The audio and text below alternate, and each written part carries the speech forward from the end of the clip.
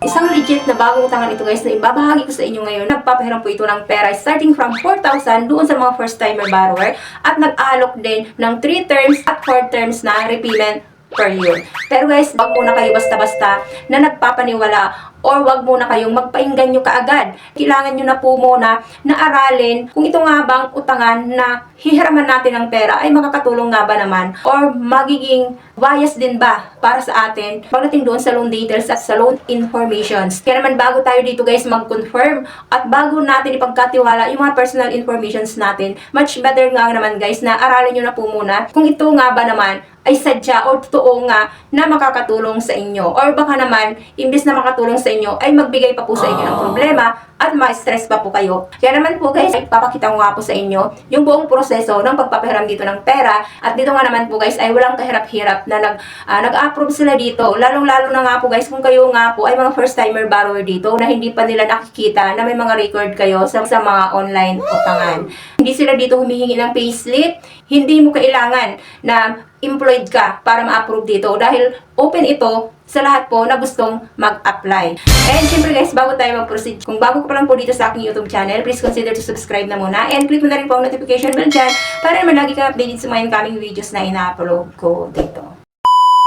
Remember muna guys, hindi po ako dito promoter at hindi rin po ako ahente ng it's up to you na po or decision nyo na po yan. Kung still at the end of this video ay susubukan nyo pa rin applyan. So ito nga po guys, natutukoy ko na available po siya dyan sa Google Play Store, IC Peso Mate. So flexible loans. So ano po siya guys ni Factors Lending Corporation. And as of now nga po ay meron na rin po itong 4.8 star at meron na rin pong 9,000 reviews. So ang alok na daw po ito starting from 2,000 up to 80,000 pesos with higher limits. So on time repayment, repay to grow your Peso Mate limit. So, credit limit and flexible term na kung saan makakapabili nga po kayo kung 2 terms, 3 terms, or 4 terms.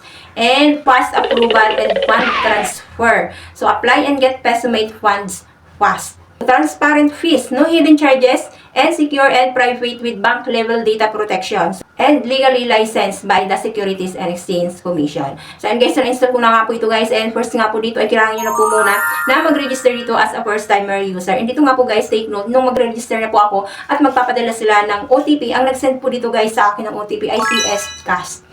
So, ibig pong sabihin, ito po si S-Cast, tsaka ito po si Peso Mate ay isa lang din. So, click na natin itong Let's Go. Makikita nyo dito ang kanila pong dashboard. So, you can borrow starting from 2,000 up to 80,000 pesos. So, 91 up to 365 days na repayment term at 0.08% daw na daily interest. So, click na natin itong Apply Now. First dito, kailangan nyo na po muna mag-fill up ng inyong pong personal information. So, how many online loans do you have currently?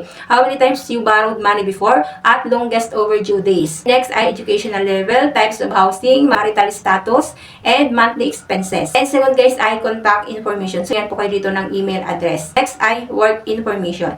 So, industry, payroll period, monthly income, next pay date. So, company name, number of children, and Facebook link. Tatlo lamang din po yung contact person na hinihingi nila dito. So, relationship, name, and phone number. And click natin itong next. Any government valid ID na national ID, postal ID, TIN card, PhilHealth ID, SSS card, voter's ID, driver's license, passport, at UMID card. And that's the dyan withdrawal account. So, select e-wallet or bank transfer. Pwede ang GCash, PayMaya at GrabPay. So, lumabas na nga po. So, select your loan amount. So, meron na po agad ditong 4,000 pesos. So, loan term ay 3 terms and 4 terms. If ever nga po na 3 terms ang pipiliin nyo po. So, first repayment po dito is on December 1, 2025. Kailangan kong ibalik yung full na 2,400.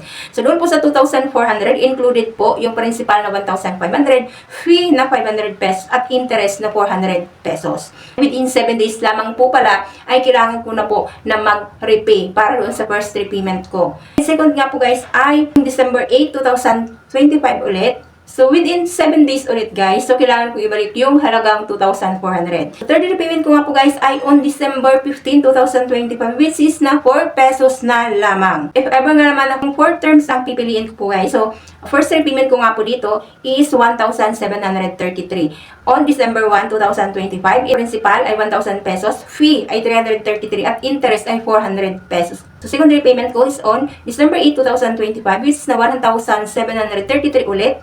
So, principal ay 1,000, fee ay 333, at interest ay 400 pesos. Third repayment ko is December 15, 2025, 1,734, principal ay 1,000, fee ay 334, interest ay 400 pesos. At last repayment ko nga po guys, interest na 4 pesos na nga lang daw po guys, ang ibabalik ko. So, and guys, isipin nyo, aralin nyo, kung nga ba ay sasapat na po sa inyo or magiging masaya na ba kayo sa ganito pong sistema po ng kanila pong pagpapahiram ng pera. So, within 7 days lang ay kailangan ko na po kaagad na mag-repay for the first repayment ko. So, napaka-extend ng panahon.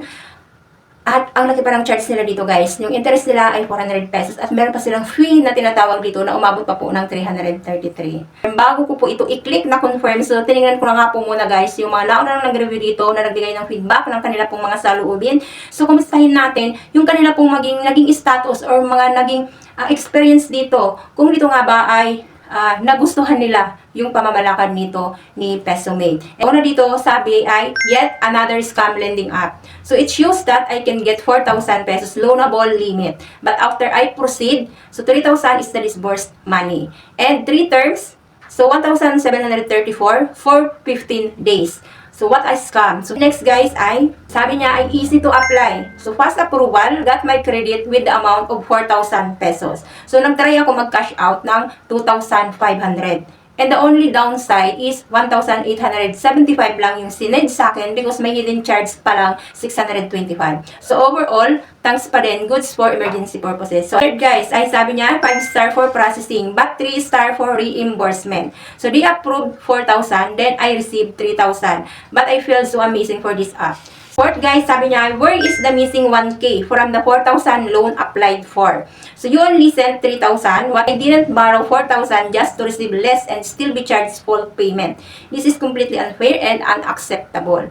Tatlo dito guys yung nag-feedback na na-approve sila dito ng 4,000 pesos at ang na-receive nga daw po nila guys ay 3,000 pesos lang. At within 7 days nga lang din po na ibabalik nila yung pera. So hindi mo po pala full na ma-receive dito guys yung 4,000 pesos dahil 3,000 pesos lang din pala talaga yung totoong isasend nila sa iyo. So meron po silang hidden charge. Dito naman sabi niya, this rebranded loan tayo now using PesoMate name.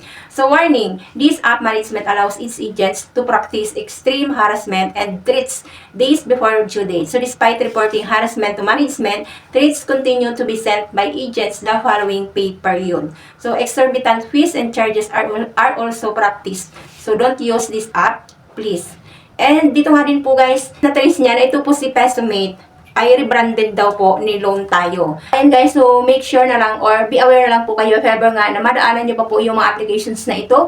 Si Ayuda, si El Peso, si S-Trust, si Loan Tayo, si GCLED, ULED, at ito nga po guys si PesoMate. So pare-pares lang po sila dito. So iisa lang din po sila guys ng pinapatakbo na kumpanya dito. So, be aware, wag nyo na po silang hiraman ng pera. Huwag na po kayo mag-attempt na manghiram dito ng pera dahil ganito rin lang po guys yung maging status nyo na meron hidden charges sila at within 7 days lang ay kailangan mo na kaagad na ibalik yung pera at hindi mo full na ma-receive yung nahiram mo dito na pera.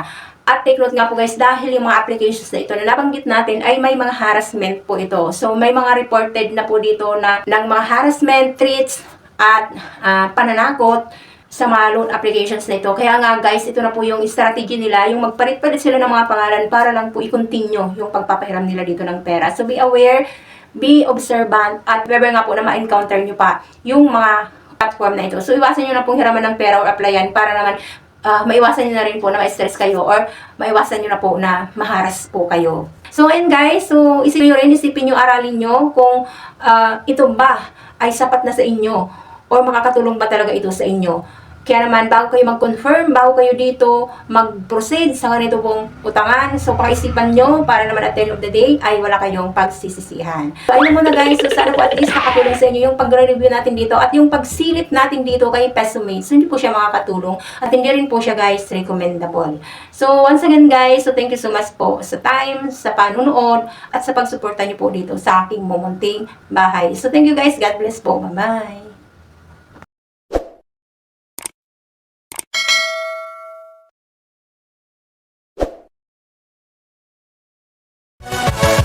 Yeah.